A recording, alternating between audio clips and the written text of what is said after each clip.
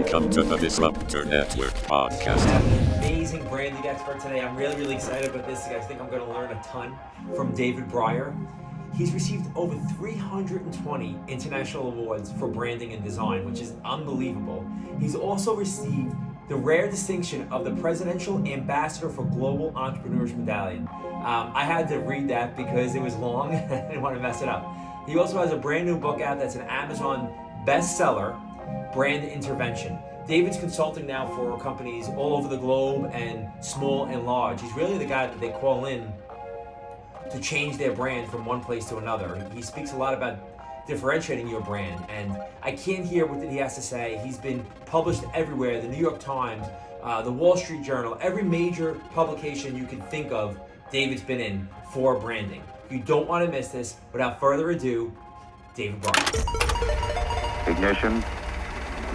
Liftoff. Welcome back to the Disruptors Network podcast, and we are back today with David Brier. And I just gave you a pretty bright intro, but it's easy with you because you have awards, and I love branding. So welcome to the show, David.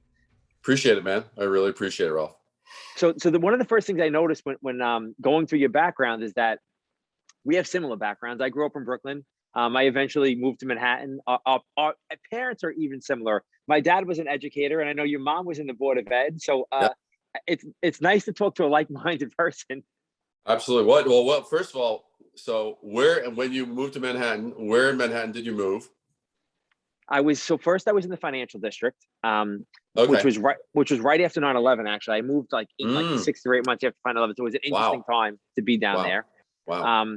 I got a nice apartment for not a lot of money at that point now because they were brand new buildings and nobody wanted to live down there. And then I eventually lived on the Upper West Side, and then me too. And then what part of Upper West Side? So I was right by Columbia. I was on Riverside.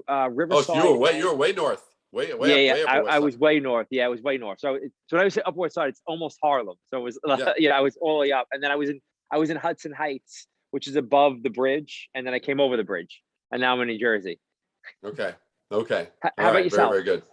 Well, for me, it was like when I basically started my career, I moved to Manhattan, Upper West Side, so 74th off of Central Park West, and then 70th off Central Park West. I actually moved there, and I think within a year, I think it was 1980 that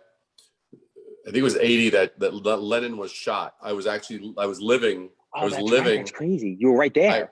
I was having dinner. I'm in a cafe on the Upper West Side. I'm looking up there on the TV in this restaurant, and I'm like, what? And so as soon as I finished my meal, I walk over to the Dakota, and I basically was like, holy shit. And so, already flowers and people were standing and crying, and it's this icon of culture, what? And so that was where I started. And then I moved to Gramercy Park. That was a really nice neighborhood. I love Gramercy. Yeah. Yeah, Gramercy Park was really nice. And then I ended up moving over to Jersey. Just on the other side of Lincoln Tunnel. So I didn't plan on asking this question, but I'll ask now. Like, John Lennon dying was a major moment in history. Like, did you realize how old were you at that point? Were you a teenager? 20, it was that kind of monumental moment, like that. It was crazy. Like, what was the fallout from that afterwards? Like, what was New York City like after he was shot? It wasn't something, I would not put it on the same echelon at all as something like 9/11, which impacted everyone. Sure. But it was certainly a cultural scar that went deep. You're like, what? Like John Lennon, who he was like the working man's Beatle. He'd walk around with Yoko, and I'd see Yoko. I mean, Yoko's short as hell. I mean, she's like, she's like 5 foot, something like that. She's like freaking really short. And so I don't know why some of these female icons. I mean, I was even in an elevator with Shaka Khan. I had a big crush on Shaka Khan. That's pretty good. Yeah, that's pretty cool. I love Shaka. Shaka, if you're listening to this, just know that I had a crush on you. Okay. But no, and she's short too. And she has this like unbelievable explosion of hair. And anyway, she's what a voice. But yeah, it was shocking. It was jarring. Because you know, the Beatles were this global cultural entity, right? No matter where you were, everyone can relate to the Beatles, you know, no matter what age bracket you were, no matter what, whether you were black, white, yellow, red, but it didn't matter. It was kind of like they seemed to permeate everything and everywhere.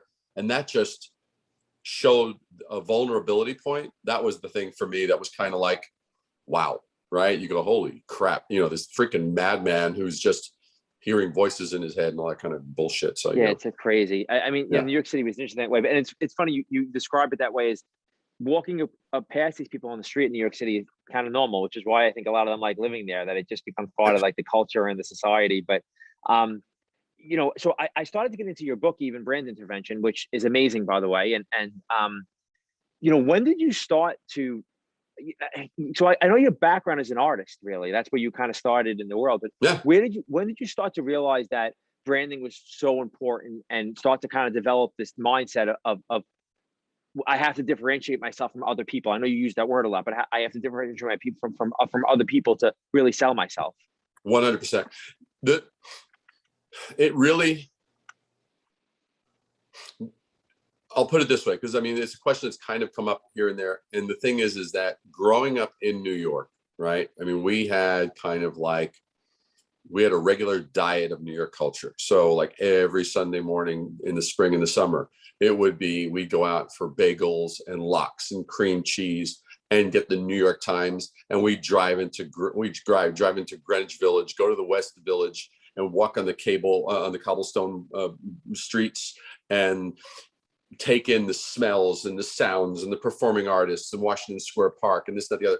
So I was like a sponge. So I loved stuff that made me go, you know, and then growing up, you know, there were, depending on how old you are that you're listening to this, you may be going, what the hell is he talking about?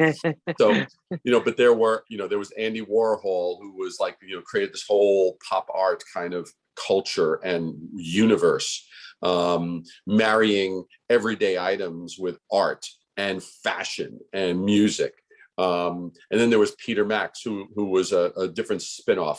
And if anybody's ever seen the movie Yellow Submarine by the Beatles, that was a similar style, but Peter's work became like, it was, you'd see it on buses, and you'd see it in the subways, and you see it here and everywhere. So this whole landscape of stimulus, you know, I took in a lot. And yes, I focused on, oh, I love that. I'm going to learn how to do that. I'm going to emulate that. And so get into this. But what happened was, in my last semester actually of community college, before I went on to School of Visual Arts in Manhattan on 23rd Street, bam, Flatiron. You got the Flatiron over there, right there. We're at the intersection of Broadway and all that.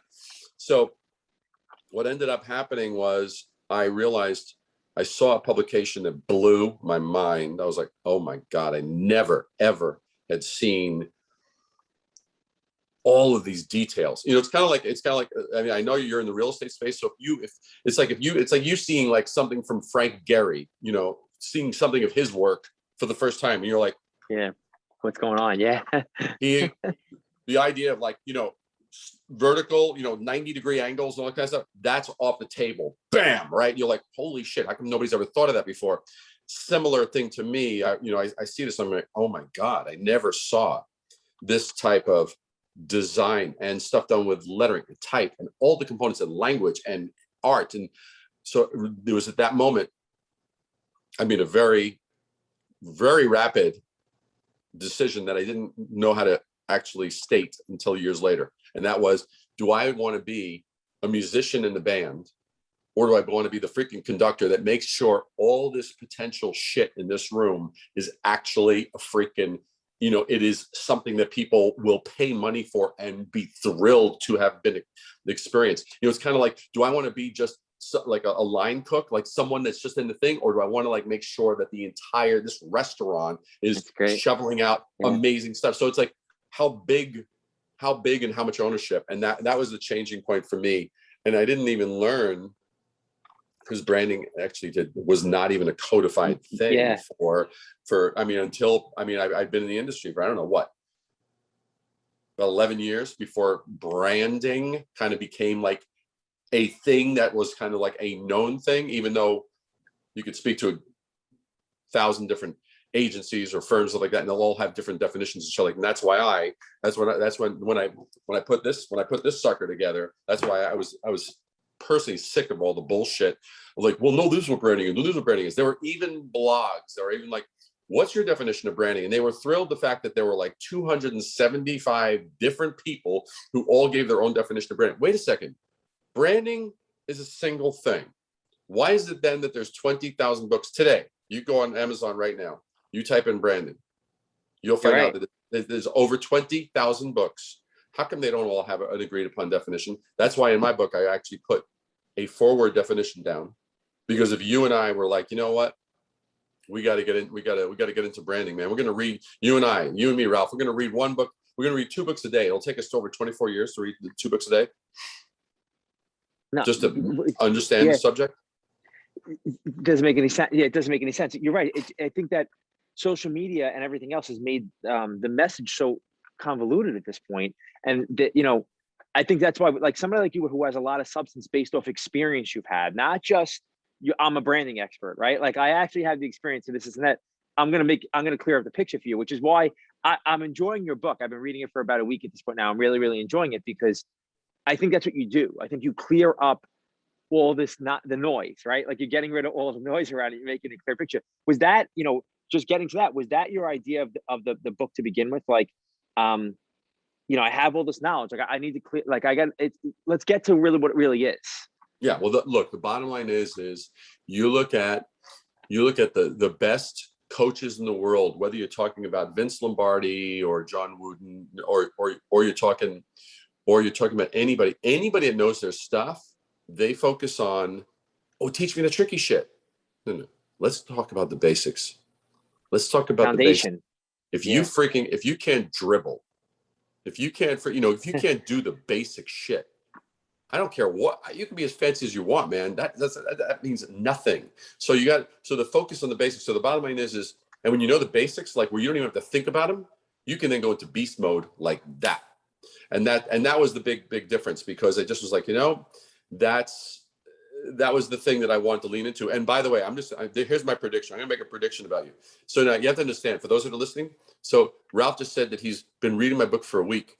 I've never heard anybody reading my book for a week. Now that means that here's my prediction. My prediction is, if you go out to dinner with Ralph, he's gonna take his time eating. He's gonna like savor it. He's gonna enjoy it. Because look, this is the size of the type in the book. Well, I want to tell you something. I want to tell you something. It's gonna be a compliment to you. I don't read. I do everything audio, because I multitask. So my reading time is my morning time when I'm working out. So now what I've been doing with your book is that I'm audio booking, and at the end of my workout for 15 minutes, I'm looking for your book. But I take notes too, so it's a little bit more of a process. So I love it. You changed my process a little bit, but like now I have to stop. I read, and then I take my notes, and then I'm on to the next thing. So it's taking me a little more time. And David, what I really use books for, and what I'm going to use your book for, is that I use it to train the people around me. I listen to a book like yours. I try to relate to the things you're saying, and then I use it to create trainings for my staff, for salespeople. And I'm getting a lot from your book. And what I really love that you talk about is differentiating yourself from other people. And I know you talk about that a lot, but can you just talk about that? Why that's so important for your brand, and what the definition of that is for you? Totally.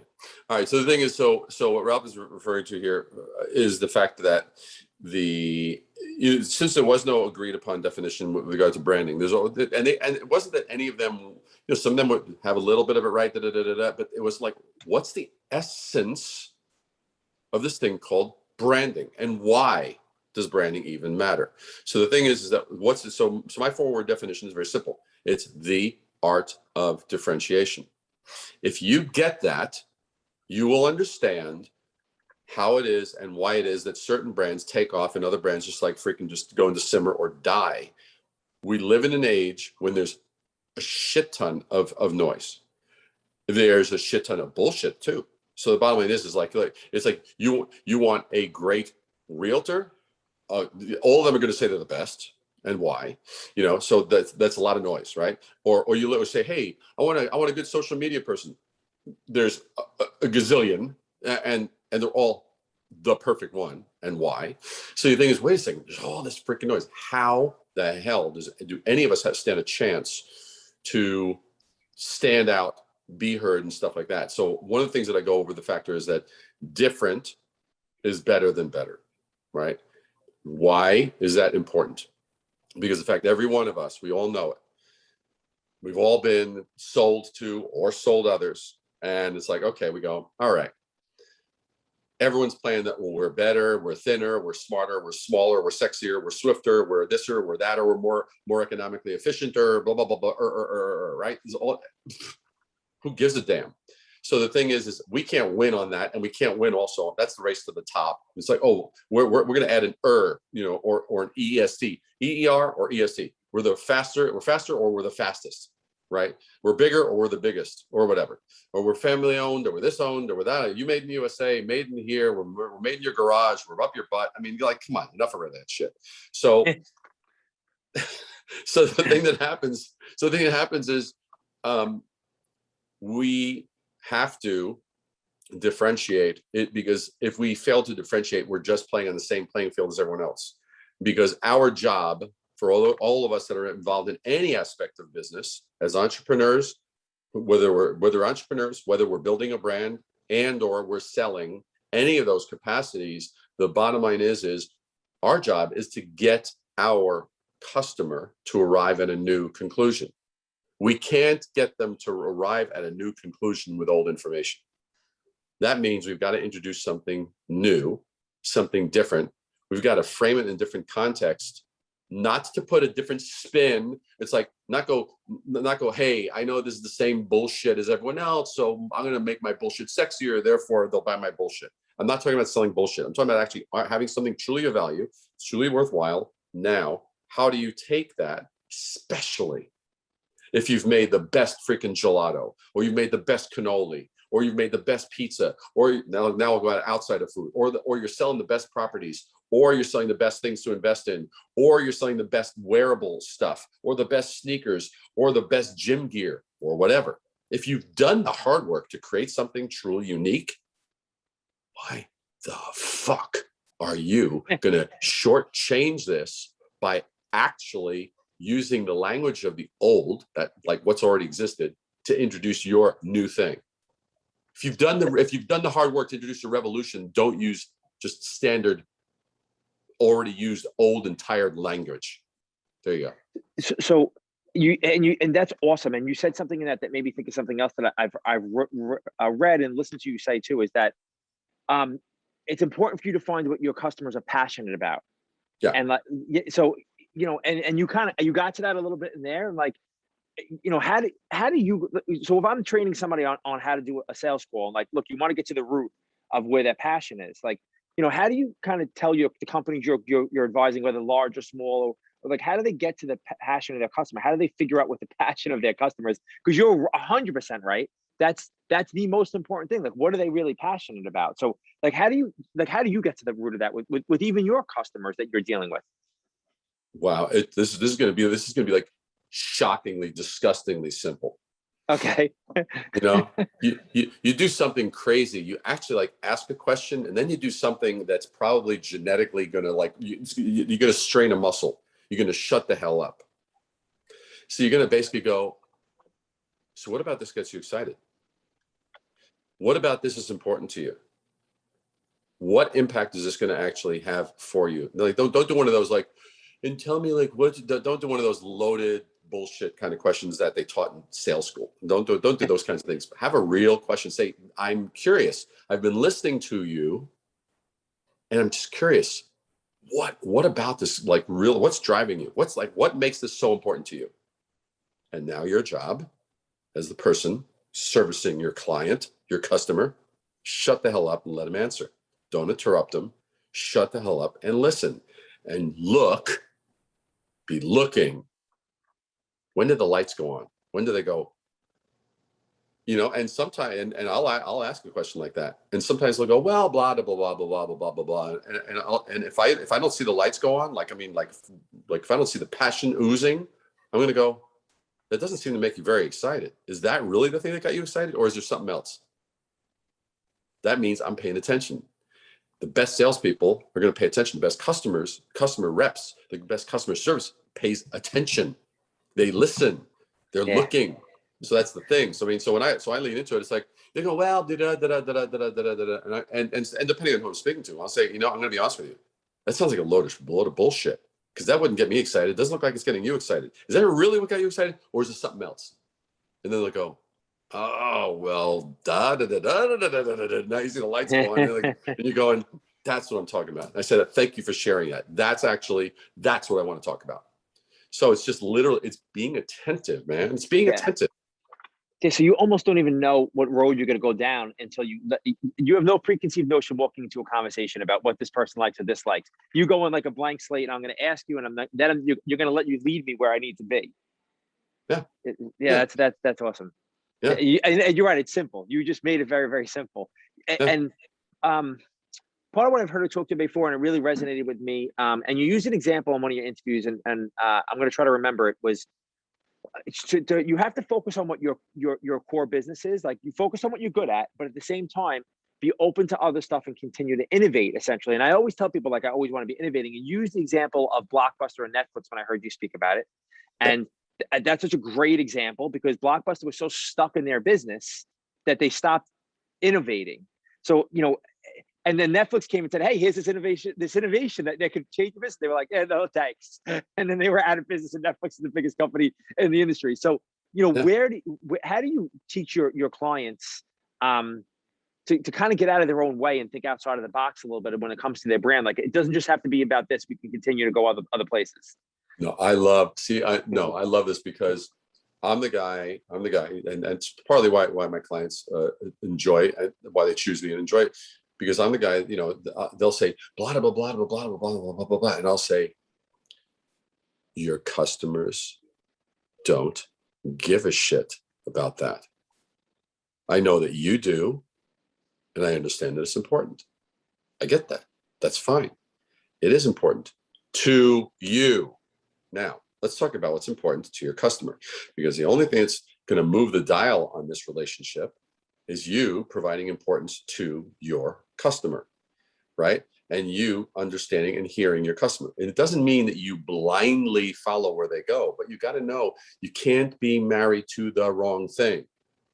Why Blockbuster went out of business is because they were married to, we're brick and mortar, and we're gonna make it so that people have to come in and have to rent their VHS or DVDs, and then they can buy their malt balls and their Twizzlers and their popcorn on their way out, right? And we can charge them late fees when they come in 2-3 days late, because they actually dared to do something different. They actually dared to have a life. Well, fuck you, Blockbuster. It's like, it's like, seriously, it's like the fact that I had an anniversary, or I had a death in the family, or I had a girlfriend that I was dating at the time, and I was like, you know what? I really liked her, and I wanted to decide to buy her flowers, and I couldn't make it to get you your freaking VHS by that time. I'm getting penalized for that. It's a shitty business model. But they were married to the wrong thing. They were married to their business model. You never want to be married to your business model. You want to be married to the values, not values singular, values plural with an S. You want to be married to the values that actually are important to your client. What Netflix did was, you have to understand, Netflix started out as DVD by mail. Now if they were stupid like Blockbuster, they were like, well, we're a DVD by mail company. They would have been stuck, and they would have been out. They'd be out of business like Blockbuster. But no, but they were like smart. They were like, okay, yeah, we're offering DVD by mail to solve what problem? Oh, provide entertainment and make it easier for our customers to enjoy entertainment. See, that's based on values. Provide entertainment in the easiest way possible.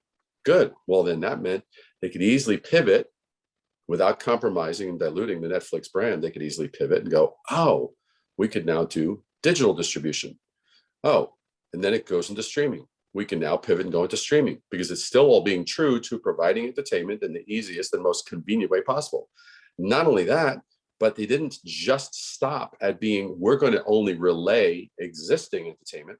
We're now going to contribute to the options of entertainment by actually producing original entertainment. You see the bandwidth. They were very narrow, but they had so much bandwidth because they were married to the right thing. Whereas Blockbuster, bozos. And and you made it, that's great, because you made it very, very clear to me. And it's obvious what the problem was, but you explained how the problem is relatable to anybody, right? Like they were married to the wrong thing. When you walk in to see your customers sometimes, and I found this even interviewing entrepreneurs,